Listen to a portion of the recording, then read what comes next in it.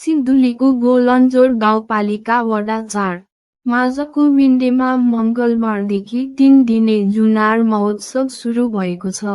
बागमती प्रदेशका कृषि तथा पशुपन्छी मन्त्री मधुसूदन पौडेल र उद्योग मन्त्री बिन्दु श्रेष्ठले संयुक्त रूपमा महोत्सवको उद्घाटन गर्नुभयो।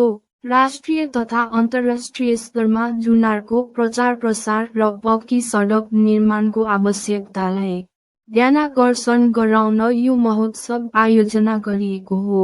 महोत्सवमा किसानहरूले जुनारबाट बनेका जुस, स्क्वाश, जाम, जेली, क्यान्डी जस्ता खाद्यवस्तु प्रदर्शनी तथा बिक्रीमा राखेका छन्।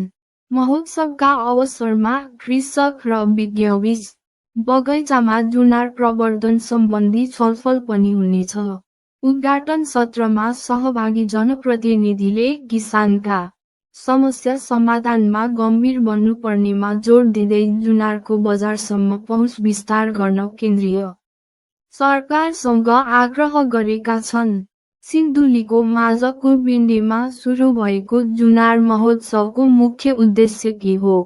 आफ्नो विचार कमेन्ट गर्नुहोस्।